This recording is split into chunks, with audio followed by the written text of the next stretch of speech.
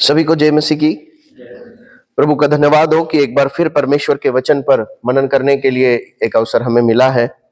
हमने पिछले दिनों पवित्र आत्मा के संबंध में विषय को आरंभ किया था और पवित्र आत्मा के संबंध में हमने कुछ महत्वपूर्ण बातों को सीखा था। दोहरा सकते हैं जल्दी से। देखिए, पवित्र आत्मा जो विषय है वो बहुत ही गंभीर और एक बहुत महत्वपूर्ण विषय है ना। गंभीर इसलिए है क्योंकि जब हम पवित्र आत्मा के विषय में सीखते हैं, मतलब हम परमेश्वर के विषय में सीख रहे हैं। बाइबल हमें इस सत्य को बताती है कि एक ही परमेश्वर है और इस एक परमेश्वर ने अपने आप को मनुष्यों पर 3 व्यक्तियों के रूप में प्रकट किया है। परमेश्वर पिता, परमेश्वर पुत्र और परमेश्वर पवित्र आत्मा।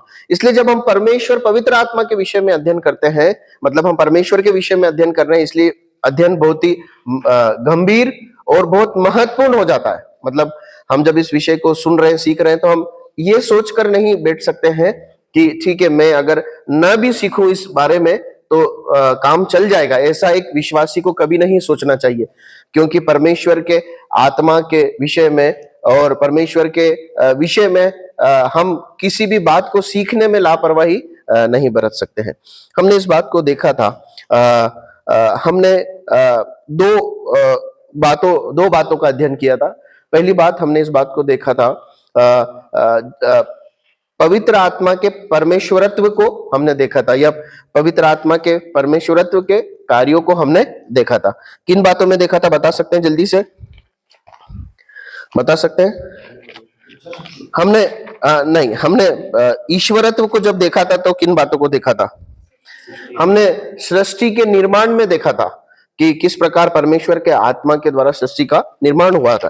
फिर हमने देखा था प्रभु यीशु मसीह के जन्म के संबंध में पवित्र आत्मा के कार्य को। फिर हमने प्रभु यीशु मसीह के बलिदान में पवित्र आत्मा के कार्य को देखा था। फिर हमने प्रभु यीशु मसीह के पुनरुत्थान में पवित्र आत्मा के कार्य को देखा था। फिर मनुष्य जाति के उद्धार के कार्य में हमने पवित्र आत्मा के कार्य को देखा था। और एक विश्वासी के नए जन्म में हमने पवित्र आत्मा के कार्य को देखा था। इस प्रकार हमने पवित्र आत्मा के ईश्वरत्व को सीखा था, समझने की कोशिश की थी। उसके अलावा हमने इस बात को सीखा था कि पवित्र आत्मा एक व्यक्ति है, एक शक्ति नहीं है। ये बहुत एक महत्वपूर्ण बात है। वर्तमान समय में इस प्रकार समझा जाता है, जो गलत शिक्षा है मसीहत के बीच में, कि पवित्र आत्मा एक प्रभाव है। आप समझ रहे हैं, एक सामर्थ्य देने वाली कुछ शक्ति है ना। जैसे इलेक्ट्रिसिटी है, हम बटन दबाते हैं, पंखा चलता है ना। क्या है? एक ताकत है, पावर है, ठीक है। इसी प्रकार हम जो है बटन दबाते हैं तब लाइट जलती है, एक पावर है। लेकिन पवित्र आत्मा ऐसा नहीं है। पवित्र आत्मा एक व्यक्ति है, और व्यक्ति होने के कारण हमने कई सारी चीजें देखी थी कि किस प्रकार परमेश्वर का वचन बताता है कि पवित्र आत्मा एक व्यक्ति है। हमने इस बात को देखा था, एक व्यक्ति में कुछ विशेषताएं होती हैं जो हम पवित्र आत्मा के अंदर देखते हैं, जैसे इच्छा शक्ति है ना, बुद्धि और ज्ञान। फिर हमने देखा था उनमें भावनाएं हैं, है ना। एक व्यक्ति में भावनाएं होती जो किसी शक्ति या प्रभाव में नहीं होती, जैसे प्रेम करने की क्षमता, शोकित होना, उनसे झूठ बोला जा सकता है या उनका अपमान किया जा सकता है। फिर हमने इस बात को देखा था कि कुछ ऐसे कार्य हैं जो केवल एक व्यक्ति ही कर सकता है, और जिसे हम पवित्र आत्मा को करते हुए देखते हैं। इससे ये प्रकट होता है ना। मैं ये शब्द यूज नहीं कर रहा हूं कि इससे ये सिद्ध होता है, क्योंकि हम परमेश्वर को सिद्ध नहीं कर सकते। देखिए, जब भी हम परमेश्वर के विषय में अध्ययन करते हैं, पवित्र आत्मा के विषय में अध्ययन करते हैं, इस बात को समझिए कि हम ये सिद्ध करने की कोशिश नहीं कर रहे हैं उनके अस्तित्व को या उनके व्यक्तित्व को। हम केवल उनके बारे में सीख सकते हैं। हमारी बुद्धि बहुत सीमित है। हम इस सीमित बुद्धि में उस सर्वशक्तिमान जो है सनातन परमेश्वर को पूरी रीति से समझ कभी नहीं पाएंगे। शायद प्रभु ये अनुग्रह दे कि जब हम अनंतता में होंगे तब थोड़ा और ज्यादा अपने परमेश्वर को जान पाएंगे। लेकिन हम अपने ज्ञान से परमेश्वर के होने ना होने को सिद्ध कभी नहीं कर सकते। परमेश्वर ने जो प्रकाश हमें दिया है, केवल हम उस पर विश्वास कर सकते हैं। तो हमने इस बात को देखा था कि जो बातें एक व्यक्ति में हम देखते हैं वो वो पवित्र आत्मा में, जैसे बातें करना, बुलाना, गवाही देना, विनती करना, शिक्षा देना और आदेश देना। अब आज के अध्ययन में हम आगे बढ़ेंगे। हम आज के अध्ययन को इस क्रम में देखेंगे, पवित्र आत्मा का मनुष्यों से संबंध, है ना। आज इस विषय में हम आगे बढ़ेंगे। इस क्रम को हम इस प्रकार जमाएंगे, पवित्र आत्मा का पुराने नियम में परमेश्वर के लोगों के साथ क्या संबंध था, पुराने और पवित्र आत्मा का नए नियम में परमेश्वर के लोगों के साथ क्या संबंध है ना। पवित्र आत्मा का विश्वासियों के साथ पुराने नियम में संबंध, नए नियम में संबंध, पवित्र आत्मा का अविश्वासियों के साथ संबंध, पवित्र आत्मा का दिया जाना, पवित्र आत्मा का आना, और एक व्यक्ति कैसे पवित्र आत्मा को प्राप्त करता है। ठीक है, तो इन इन बिंदुओं पर आज हम आगे बढ़ेंगे। मेरा निवेदन है कि जब वचन बोले जाएं तो आप जरूर से लिख लें पहले, और फिर पढ़ने में जिसे मिले जल्दी से मदद करें, क्योंकि हमें बहुत सारे आज वचन पढ़ने की जरूरत पड़ने वाली है। ठीक है, प्रभु सहायता करे। सबसे पहले हम इस बात को देखेंगे कि पवित्र आत्मा का पुराने नियम में, है ना, पुराने नियम में उत्पत्ति की पुस्तक से मलाकी की पुस्तक में जब हम अध्ययन करते हैं, जिसे पुराना नियम कहते हैं, पवित्र आत्मा की भूमिका या पवित्र आत्मा का परमेश्वर के लोगों के साथ किस प्रकार का संबंध था या व्यवहार था, हम क्या देखते हैं।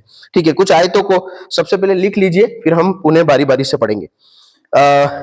निर्गमन की पुस्तक 3 अध्याय उसकी, माफ कीजिए, निर्गमन की पुस्तक 31 अध्याय उसकी 3 आयत, निर्गमन चैप्टर 31 वर्स 3 आप लिख लीजिए, फिर पढ़िएगा।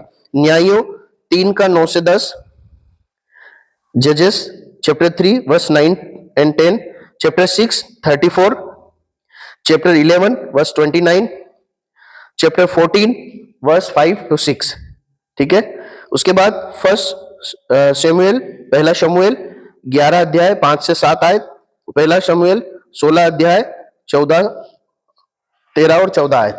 पहला शमूएल 11 अध्याय 5 से 7 आयत, पहला शमूएल 16 अध्याय 13 और 14 आयत। ठीक है, अभी कुछ आयतों को पढ़ना आरंभ करते हैं। निर्गमन 31 का 3 पढ़ लीजिए। और जो उसको परमेश्वर की आत्मा से बुद्धि, प्रवीणता, ज्ञान और सब प्रकार के कार्यों की समझ देने वाली आत्मा से परिपूर्ण करता हूँ। ठीक है, अब न्यायों 3 का 9-10 पढ़िए। क्योंकि हम परमेश्वर के सहकर्मी हैं, तो न्यायों और जब पढ़ा जाता है कृपया करके सब ध्यान से सुने, ताकि जब हम उसे उस पर समझे तो हमें अच्छे से समझ में आ सके। इस्राएलियों ने यहोवा की दोहाई दी और उसने इस्राएलियों के छुटकारे के लिए कालेब के छोटे भाई अंजी के उर्नियेल नामक पुत्र को ठहराया और उसने उनको छुड़ाया। उसमें यहोवा का आत्मा समाया और वह इस्राएलियों का न्याय बन गया और लड़ने को निकला। और यहोवा ने अराम के राजा को उनके हाथ में कर दिया। बस काफी है। 6 का 34 पढ़िए।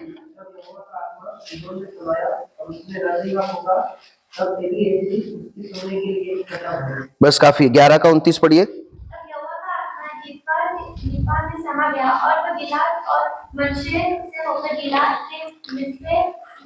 काफी है। 14 का 5 और 6 पढ़िए।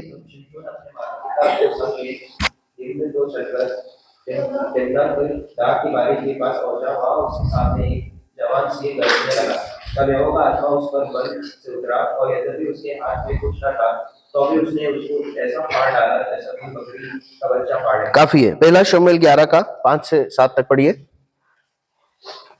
शाऊल बैलों के पीछे पीछे मैदान से चला आता था और शाऊल ने पूछा लोगों को क्या हुआ कि वे रुके हैं। उन्होंने योबेश के लोगों का संदेश सुनाया। वह संदेश सुनते ही शाऊल पर परमेश्वर की आत्मा का बल से उतरा और उसका कोप भड़क उठा। बस काफी है। अब इसका 16 अध्याय 13-14 पढ़िए।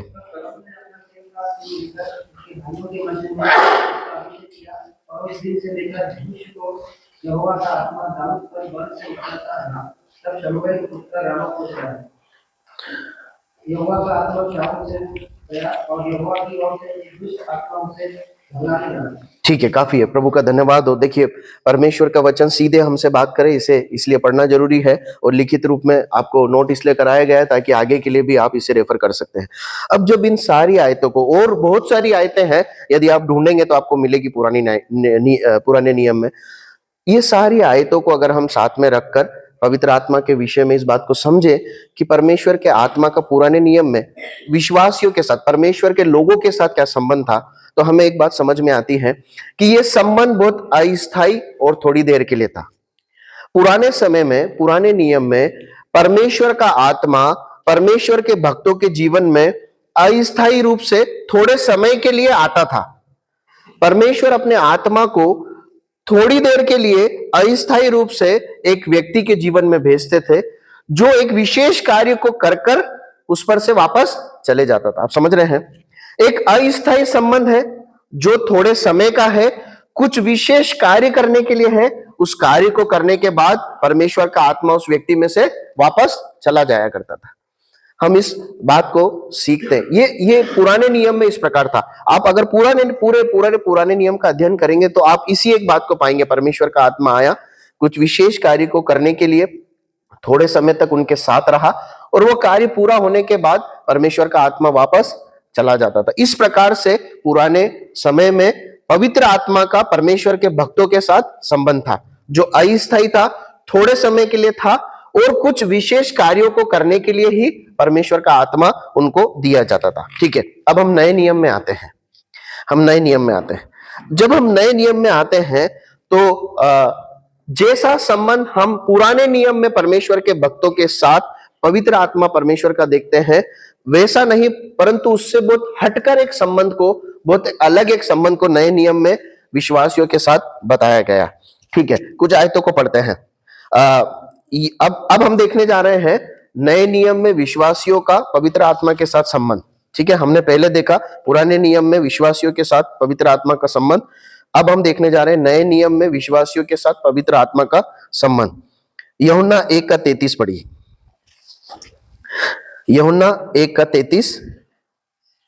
और मैं तो उसे पहचानता नहीं था, परंतु जिसने माफ कीजिए, हाँ ठीक है, पढ़िए। जिसने मुझे जल से बपतिस्मा देने को भेजा, उसने मुझसे कहा कि जिस पर तू आत्मा को बच्चे और कहते थे, वो पवित्र आत्मा से बपतिस्मा देने वाला है। ठीक है, अब मत्ती 3:11 भी पढ़ लीजिए।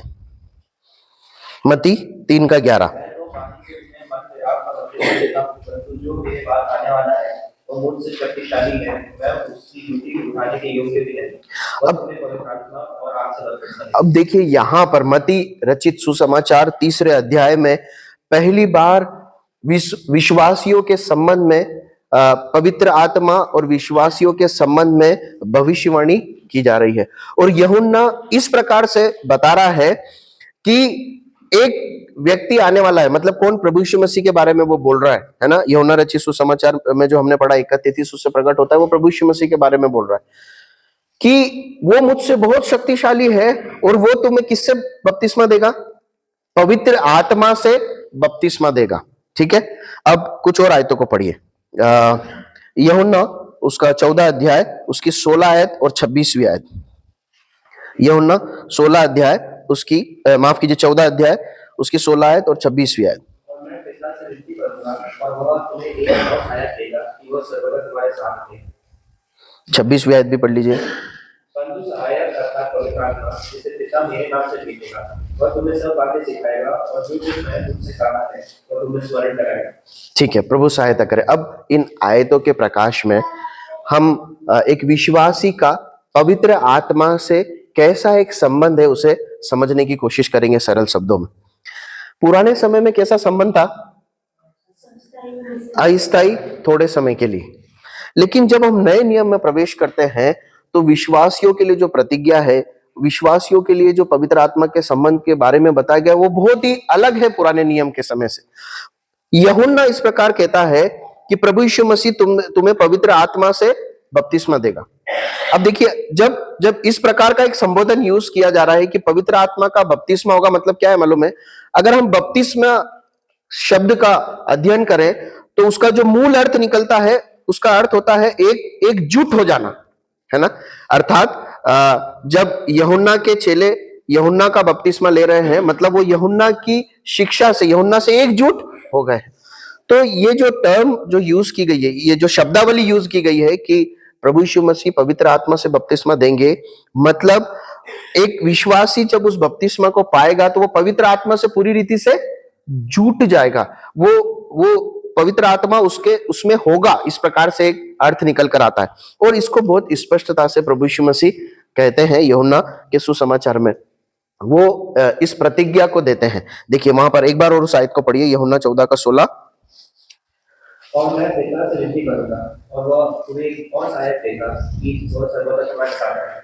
देखिए उसके बाद उसकी 26 भी पढ़िए।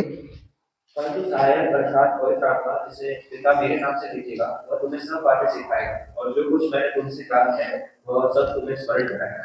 देखिए यहाँ पर कुछ महत्वपूर्ण सत्यों को हम देखते हैं, वो इस प्रकार से है कि पवित्र आत्मा को एक सहायक के रूप में बताया गया है ना, एक सहायक के रूप में परमेश्वर पिता भेजेंगे, प्रभु यीशु मसीह के नाम से भेजेंगे, एक सहायक के रूप में साथ रहेगा, हमेशा साथ रहेगा और हमारे अंदर रहेगा, है ना। आप समझ रहे हैं, पवित्र आत्मा एक सहायक के रूप में विश्वासी को दिया जाता है जो हमेशा साथ रहता है और विश्वासी के अंदर रहता है। इस महत्वपूर्ण बात को हम सीखते, देखिए ये जो संबंध है ना, ये पुराने नियम में इस प्रकार से कोई संबंध पवित्र आत्मा का हम विश्वासियों के साथ, परमेश्वर के लोगों के साथ नहीं देखते हैं जो हम नए नियम में देखते हैं। देखिए ये एक बहुत ही क्या बोलना चाहिए, अलौकिक एक संबंध है ना।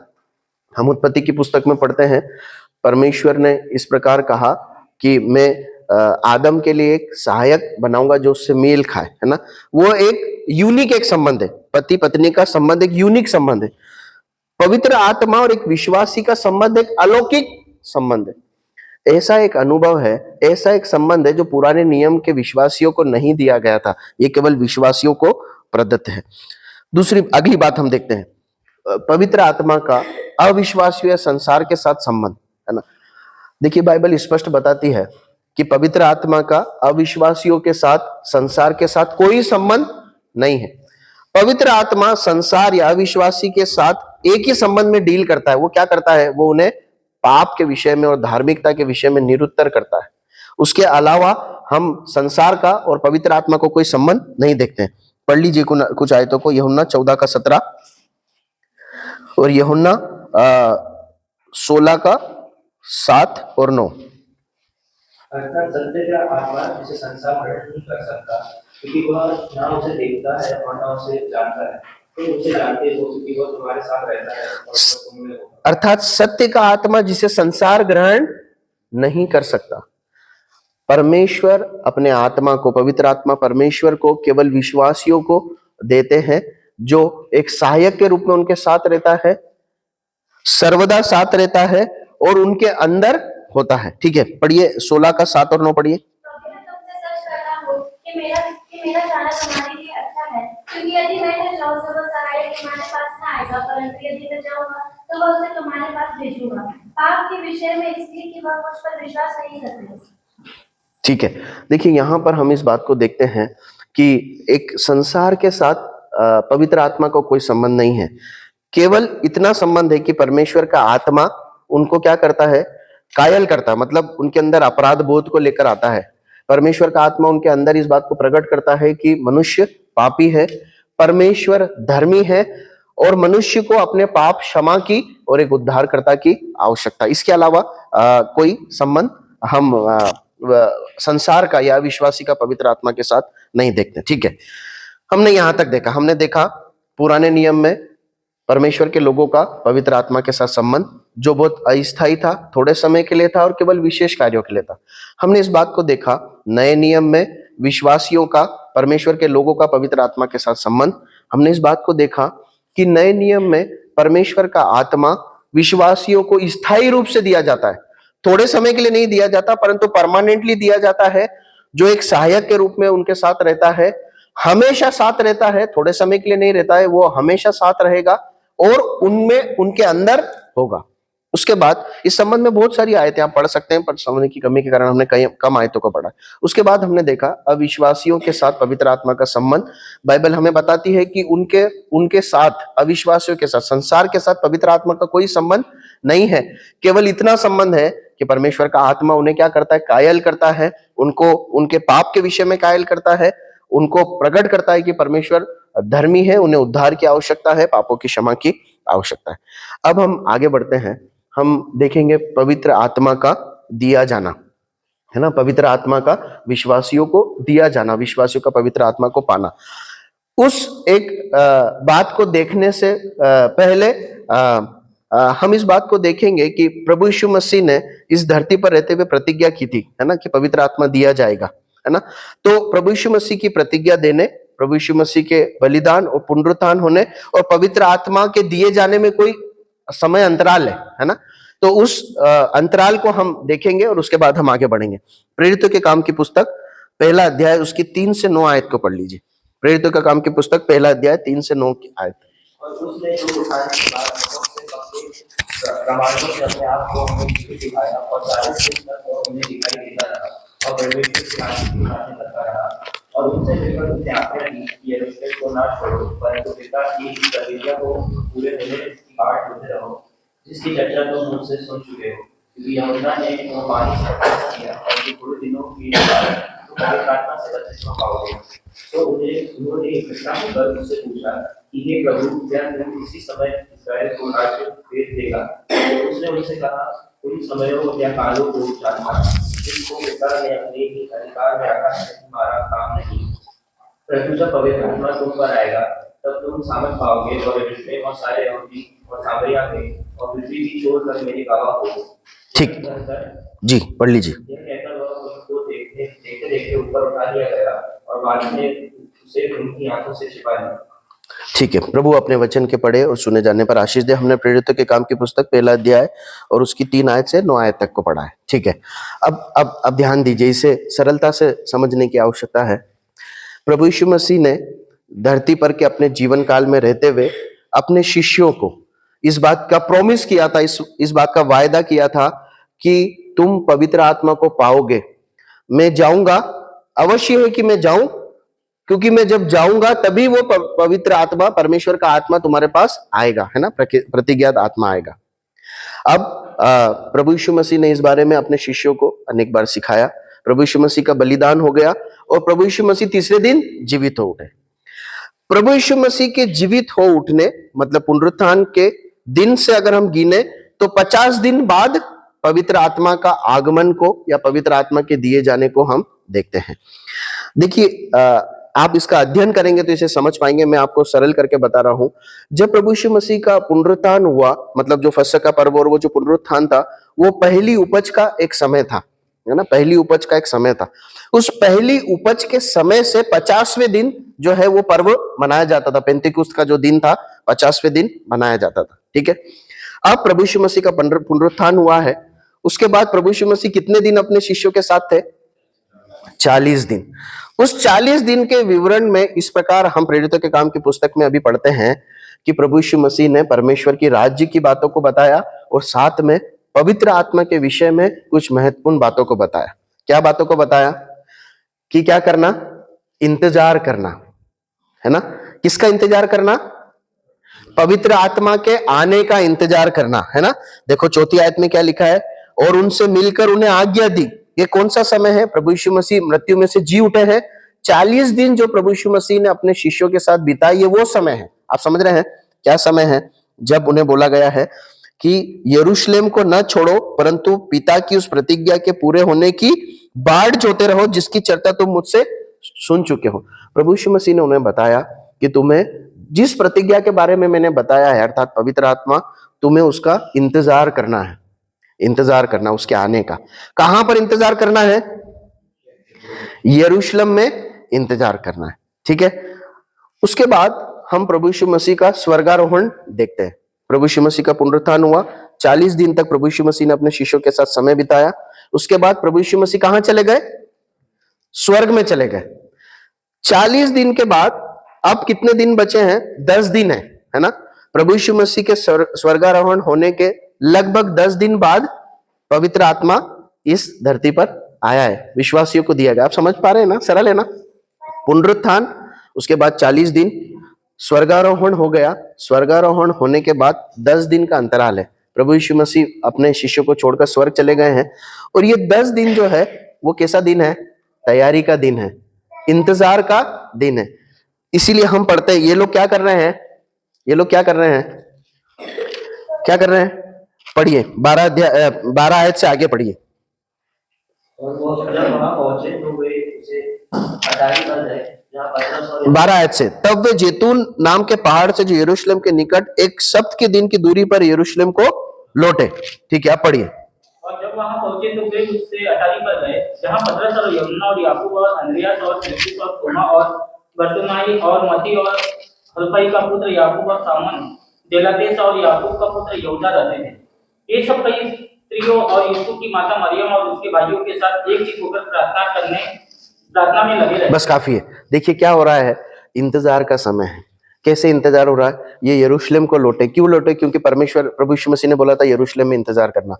इंतजार करते समय क्या कर रहे हैं? आपस में एकजुट हैं, संगति कर रहे हैं, प्रार्थना कर रहे हैं। और हम एक और कार्य को करते हुए देखते हैं, यहूदा जो स्थान छोड़ के गया था वहां पर एक दूसरे चेले को चुना जाना देखते हैं।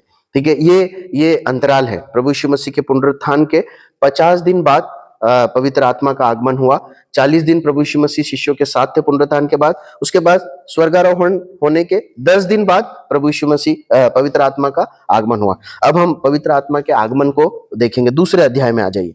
दूसरा अध्याय, प्रेरितों के काम दूसरा अध्याय और उसकी 1 आयत से 4 आयत तक को पढ़ लीजिए।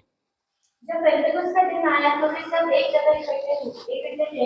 एकाएक आकाश से बड़ी आंधी, किसी सनसनाहट का शब्द हुआ और उससे सारा घर जहाँ वे बैठे थे गूंज गया। और उन्हें आग की जीभें फटती हुई दिखाई दी और उनमें से हर एक पर आ ठहरी। वे सब पवित्र आत्मा से भर गए और जिस प्रकार आत्मा ने उन्हें बोलने की सामर्थ दी वे अन्य अन्य भाषा बोलने लगे। काफी है। अब ये वो घटना है, प्रेरितों के काम की पुस्तक दूसरा अध्याय उसकी पहली 4 आयत उस घटना को हमें लिखित प्रमाण के रूप में देती है, जब परमेश्वर का आत्मा विश्वासियों को हमेशा के लिए, स्थायी रूप से हमेशा के लिए उनके साथ रहने के लिए दिया गया। प्रभु यीशु मसीह की प्रतिज्ञा पूरी हुई। किस प्रकार से पवित्र आत्मा उतरा उसको वहां पर हम देखते हैं। क्या हो रहा है, वो घटना का विवरण किस प्रकार से है, क्या हो रहा है?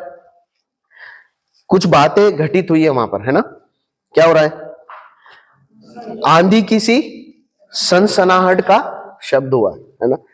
देखिए ये थोड़ा सिद्धांतिक विषय है, इसलिए हम इन सब बातों को देख के आगे इसलिए बढ़ रहे हैं ताकि ये कहानी एक घटना के रूप में ये हमारे हृदय में अंकित हो जाए। आप समझ रहे हैं? इसे इसलिए इस प्रकार से सजोया गया है कि एक घटना के रूप में हम सबको याद हो जाए कि कैसे हुआ। फिर आगे चलकर हम कुछ व्यवहारिक बातों को भी देखेंगे। तो पवित्र आत्मा कौन से दिन आया है? पेंतेकोस्त के दिन आया है। ठीक है, किस प्रकार से आया? आंधी की सी सनसनाहट का शब्द हुआ है। और क्या हो रहा है? आग की सी जीभें फटती हुई दिखाई दी।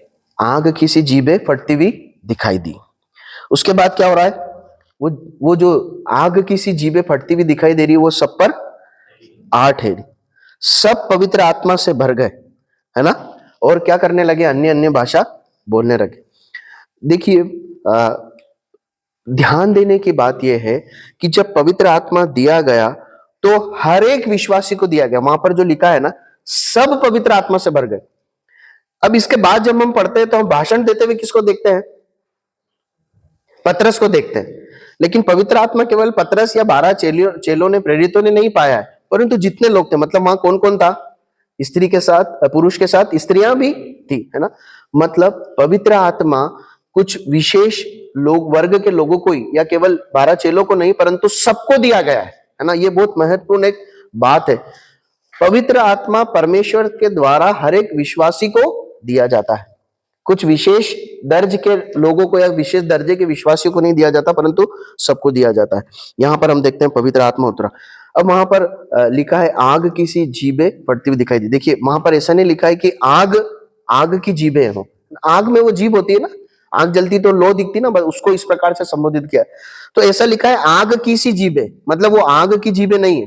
मैं ऐसा क्यों समझा रहा हूं? क्योंकि जब सुसमाचार में हम पढ़ते हैं कि प्रभु यीशु मसीह पवित्र आत्मा और आग से बपतिस्मा देगा, तो कई लोग इस गलत शिक्षा को सिखाते हैं कि यहां पर पवित्र आत्मा का भी बपतिस्मा हो गया और आग का भी बपतिस्मा हो गया। आप समझ रहे हैं? यह सत्य नहीं है, क्योंकि वहां पर आग की जीभें नहीं है, परंतु आग के समान एक जीभ है। आप समझ रहे हैं? स्पष्ट है। पवित्र आत्मा का बपतिस्मा मतलब पवित्र आत्मा से एकजुट होना, पवित्र आत्मा को पाने के संबंध में है। आग का बपतिस्मा पवित्र आत्मा के संबंध में नहीं है। वो एक अलग विषय है जो परमेश्वर के, प्रभु यीशु मसीह के न्याय को और न्याय में आने वाले दंड को बताता है। वो एक अलग विषय, हम उसमें नहीं जाएंगे। लेकिन यहाँ पर इसे बताना आवश्यक था, इसलिए बताया कि यहाँ पर पवित्र आत्मा का बपतिस्मा हुआ है, आग का बपतिस्मा नहीं हुआ। ठीक है, प्रभु सहायता करे। ये वो समय है जब पवित्र आत्मा स्थायी रूप से पहली बार स्थायी रूप से दे दिया गया। ठीक है, अब इसी घटना को हम 3 बार और होते हुए देखते हैं, है ना। इस प्रकार की घटना को, मतलब पवित्र आत्मा के दिए जाने को हम 3 बार प्रेरितों के काम की पुस्तक में और देखते हैं। तो जल्दी से लिख लीजिए, फिर हम पढ़ेंगे। प्रेरितों के काम की पुस्तक 8 अध्याय 14 से 17 आयत, बुक ऑफ एक्स चैप्टर 8 वर्स 14 टू 17, फिर उसका 10 अध्याय 44 और 45 आयत, 11 अध्याय 15 आयत, 10 अध्याय 44 45, चैप्टर 11 वर्स 15, उसके बाद 19 अध्याय और 1 आयत से 7 आयत तक। ठीक है, 19 अध्याय 1 आयत से 7 आयत। इन 3 स्थानों पर भी हम परमेश्वर के आत्मा के दिए जाने को देखते हैं। हम इस विषय का अध्ययन कर रहे हैं, परमेश्वर के इस बिंदु का अध्ययन कर रहे हैं, परमेश्वर के आत्मा का दिया जाना या परमेश्वर के आत्मा का पाना। ठीक है, हमने देखा पेंतिकुस्त के दिन परमेश्वर का आत्मा स्थायी रूप से विश्वासियों को दिया गया। अब उस घटना को 3 और जगह पर हम देखते हैं जहां पर पवित्र आत्मा दिया गया है ना, उसका अध्ययन करना हमें जरूरी है, इसलिए हम देखेंगे। अब पहला जो भाग हमने नोट किया था वो पढ़ लीजिए, प्रेरितों के काम 8 14 से 17। जब प्रेरितों ने जो यरूशलेम में थे सुना कि सामरियों ने परमेश्वर का वचन मान लिया है, तो पतरस और यूहन्ना को उनके पास भेजा और उन्होंने जाकर उनके लिए प्रार्थना की कि पवित्र आत्मा पाए, क्योंकि वह अब तक उनमें से किसी पर ना पड़ा था। उन्होंने तो केवल प्रभु यीशु के नाम से में बपतिस्मा लिया था। तब उन्होंने उन पर हाथ रखकर उन्होंने पवित्र आत्मा पाया। ठीक है, अभी यहां पर एक घटना है, आप उसके आगे लिख सकते हैं, सामरिया के विश्वासियों ने पवित्र आत्मा पाया, है ना। यहां पर एक घटना है जहां पर पवित्र आत्मा दिया गया है सामरिया के विश्वासियों को। ये किस प्रकार से दिया गया है? पतरस के हाथ रखने के द्वारा दिया गया है। ठीक है, सामरिया के विश्वासियों ने परमेश्वर के वचन को, सुसमाचार को ग्रहण किया, बपतिस्मा लिया, लेकिन उन्हें पवित्र आत्मा नहीं मिला, है ना। पवित्र आत्मा कब मिला? जब पतरस और अन्य प्रेरित गए और उन पर हाथ रखा, तब उन्हें पवित्र आत्मा मिला। ठीक है, अब 10वां अध्याय 44 से 45 आयत पढ़ी। पतरस ये कह ही रहा था कि पवित्र आत्मा वचन के संग सुनने वालों पर उतर आया, और जितने खतना किए हुए विश्वासी पतरस के साथ आए थे वे सब चकित हुए कि अन्यजातियों पर पवित्र आत्मा। ठीक, काफी है। अब 11 अध्याय और 15 आयत पढ़ लीजिए। जब मैं बातें करने लगा तो पवित्र आत्मा उन पर उसी रीति से उतरा जिस रीति से आरंभ में हम पर उतरा। ठीक है, अब ये किसका घर है? ये कुरनेलियुस का घर है ना। याद है आपको? आप लिख सकते हैं कुरनेलियुस के घर में पवित्र आत्मा का आना, ये उतरना, है ना। ये वो घटना है, ताकि आपको याद रहे। कुरनेलियुस के घर में पतरस परमेश्वर के वचन को बांट रहा है, और जब परमेश्वर के सुसमाचार को उसने बांटा तो पवित्र आत्मा उतरा, है ना। वहां पर हाथ नहीं रखे गए हैं, परंतु पवित्र आत्मा उतरा। और 11वां अध्याय और 15 आयत में हम क्या पढ़ते हैं? किस रीति से उतरा? जैसे पहले कब उतरा? इसके पहले हाँ, पेंतिकुस्त के दिन। मतलब बाइबल पंडितों का ऐसा मानना है कि जिस प्रकार से उस दिन उतरा था, पेंतिकुस्त के दिन जिस प्रकार से पवित्र आत्मा विश्वासियों को दिया गया था, उसी घटना का एक दोहराव यहां पर देखते हैं। आप समझ रहे हैं? वहां लिखा नहीं है, परंतु 11 अध्याय 15 आयत में जो पढ़ते हैं तो ऐसा समझ में आता है। अति संभव है कि वो घटनाक्रम वैसा ही हुआ होगा कि पतरस प्रचार कर रहे हैं, आंधी की सी सनसनाहट का शब्द हुआ होगा, आग के समान जीभें दिखाई दी होगी, और जो है हर एक पे 8 हैरी होगी। उन्होंने पवित्र आत्मा पाया और वो अन्य अन्य भाषा भी बोलने लगे, है ना, वहां लिखा है। ठीक है, तीसरी घटना पर आते हैं। प्रेरितों के काम की पुस्तक 19 अध्याय 1 से 7 आयत। 19 अध्याय 1 से 7 आयत। और जब अपुल्लोस कोरिन्थुस में था तो पौलुस ऊपर के सारे देश में से होकर इफिसुस में आया, और कई चेलों को देखकर उनसे कहा, क्या तुमने विश्वास करते समय पवित्र आत्मा पाया? उन्होंने उससे कहा, हमने तो पवित्र आत्मा की चर्चा की नहीं सुनी। उसने उनसे कहा, तो फिर तुमने किसका बपतिस्मा लिया? उन्होंने कहा, यूहन्ना का बपतिस्मा। पौलुस ने कहा, यूहन्ना ने यह कहकर मन फिरा का बपतिस्मा लिया कि जो मेरे बाद आने वाला है उस पर अर्थात यीशु पर विश्वास करना। यह सुनकर उन्होंने प्रभु यीशु के नाम का बपतिस्मा लिया। और जब पौलुस ने उन पर हाथ रखा ताकि तो उन पर पवित्र आत्मा उतरा, और वे भिन्न भाषा बोलते और भविष्यवाणी करने लगे। बस काफी है। अब देखिए यहाँ पर एक और घटना है, तीसरी घटना है। आप उसके आगे लिख सकते हैं, यूहन्ना के चेलों का पवित्र आत्मा को पाना पौलुस के हाथ रखने से। ठीक है, अब देखिए जिन बातों को हमने पढ़ा है, जिन घटनाओं को हमने पढ़ा है, तो हम इस प्रकार देखते हैं कि अगर पेंतिकुस्त के अगर हम पेंतिकुस्त के दिन को मिला लें तो 4 बार पवित्र आत्मा को हम विश्वासियों पर उतरते हुए देखते हैं, है ना।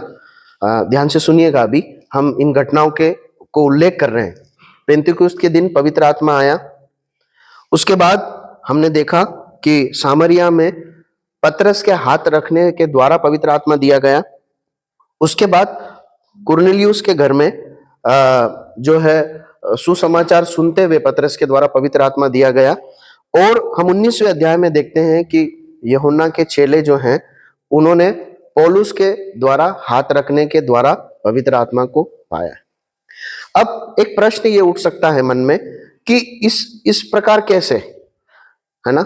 हम परमेश्वर के वचन में इस सिद्धांत को सीखते हैं, इस सही शिक्षा को सीखते हैं कि पवित्र आत्मा विश्वासियों को विश्वास करने पर दिया जाता है। हम अभी आ रहे हैं उसमें। तो फिर ये घटनाक्रम इस प्रकार से क्यों है? देखिए, ये एक ऐसा दौर है जो ओवरलैपिंग का दौर है। ओवरलैपिंग को कैसे बोलेंगे? व्यवस्था का युग खत्म हो रहा है, पवित्र आत्मा दिया गया है और कलीसियाई युग का आरंभ हो रहा है ना। जब परमेश्वर कलीसिया को देखता है तो कितनी कलीसियाएं हैं दुनिया में? एक कलीसिया है। आप समझ रहे हैं, ये एक सिद्धांत है ना, एक कलीसिया है। अब देखिए, इस प्रकार से ये घटना को जो है दिखाया गया है। पवित्र आत्मा इस घटनाक्रम में इस प्रकार से दिया गया है ताकि इनमें एकजुटता आए, है ना।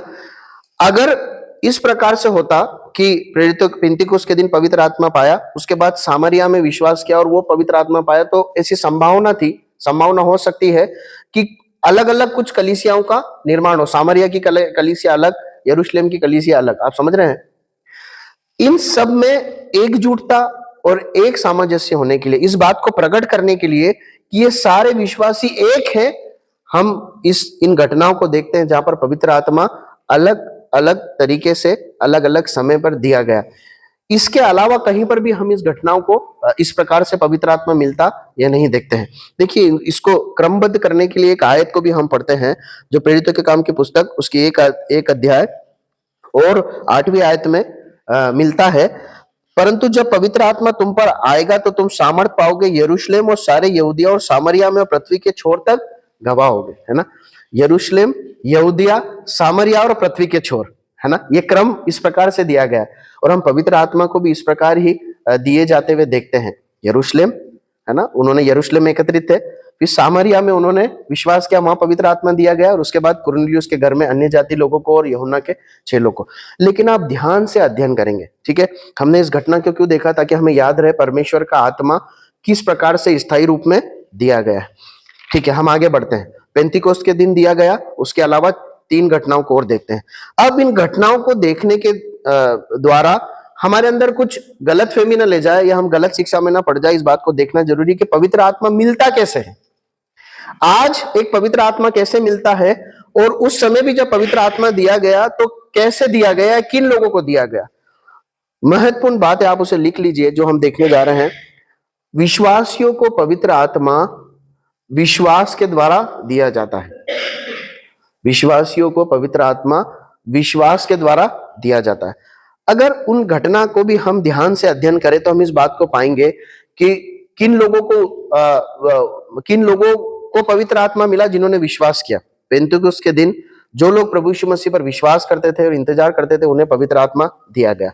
सामरिया में किन लोगों को दिया गया? जिन्होंने विश्वास किया। आप समझ रहे हैं?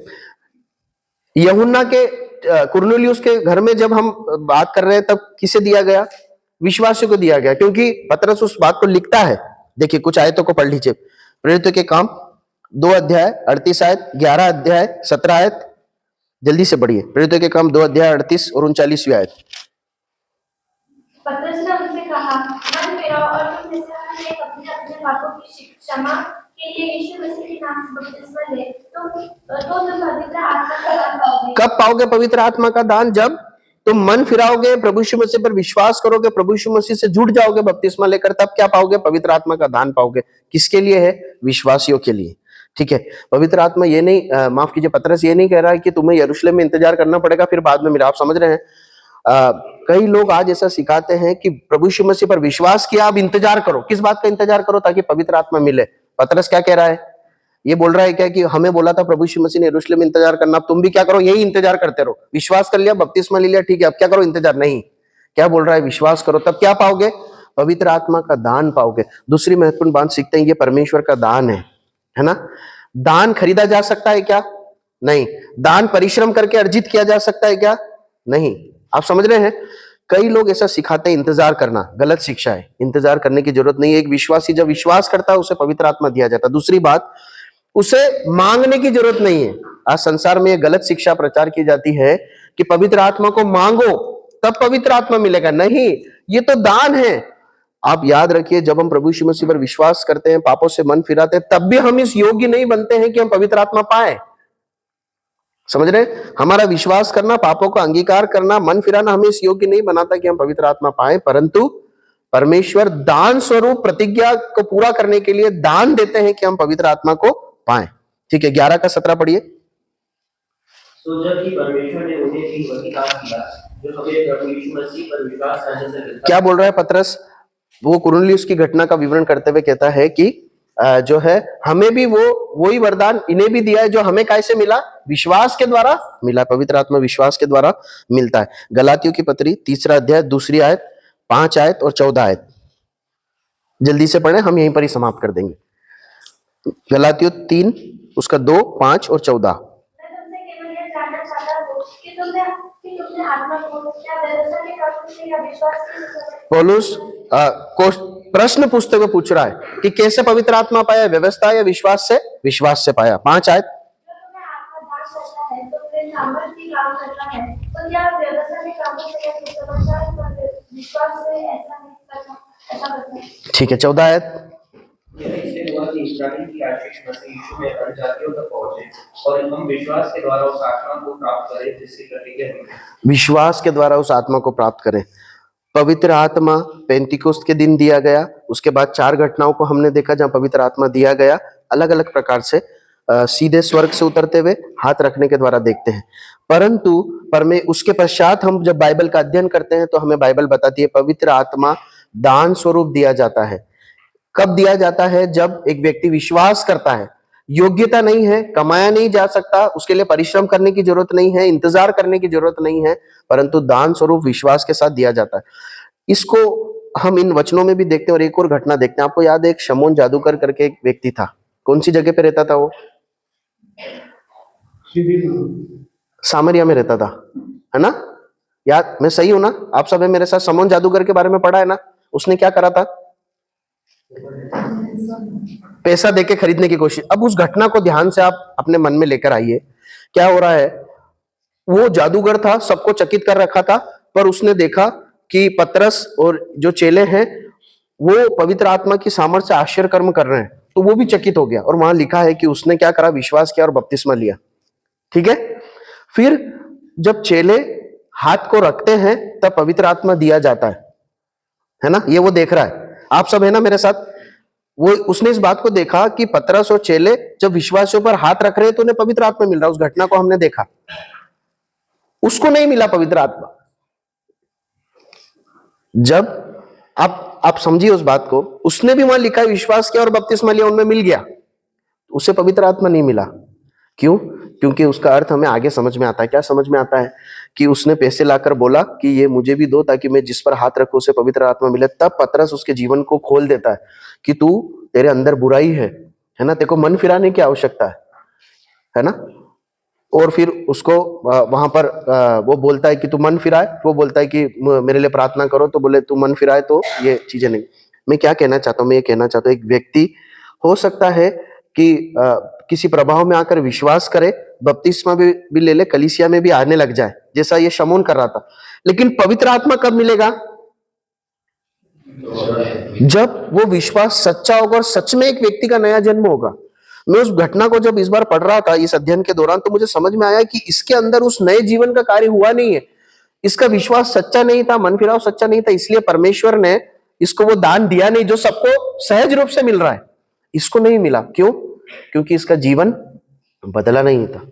प्रियो, कलीसिया में एक व्यक्ति तभी जुड़ता है जब परमेश्वर का आत्मा उसे नए जीवन का अनुभव देता है, जब परमेश्वर का आत्मा उसे दिया जाता है, जब उसका जन्म होता है, तब वो कलीसिया में जुड़ता है। हम इस महत्वपूर्ण बात को अंतिम में देखकर समाप्त करते हैं कि पवित्र आत्मा विश्वासियों को दान स्वरूप दिया जाता है। वो विश्वास के द्वारा मिलता है, दान स्वरूप मिलता है। उसके लिए परिश्रम करना और इंतजार करने की आवश्यकता नहीं है। प्रभु हमारी सहायता करे। हमने आज के अध्ययन में पवित्र आत्मा के संबंध में निम्न बातों को देखा। पहली बात, पवित्र आत्मा का पुराने नियम में विश्वासियों के साथ, परमेश्वर के लोगों के साथ संबंध। नए नियम में परमेश्वर के लोगों का विश्वासियों का पवित्र आत्मा के संबंध के साथ संबंध। हमने इस बात को देखा, पुराने समय में अस्थायी था, नए नियम में स्थायी है और हमेशा का है, साथ रहता है, अंदर रहता है। हमने इस बात को देखा, पवित्र आत्मा का दिया जाना। हमने इस बात को देखा, पवित्र आत्मा के दिए जाने के पहले जो अंतराल का समय है, उसके बाद पवित्र आत्मा कैसे मिलता है, हमने इस बात को देखा। प्रभु हमारी सहायता करे, हम इन बातों को स्मरण रखें और परमेश्वर की सच्चाई में बने रहें। अगर परमेश्वर हमें अगुवाई देगा तो हम आने वाले समय में फिर इस विषय में कुछ महत्वपूर्ण बातों को सीखेंगे। प्रभु के नाम की महिमा हो।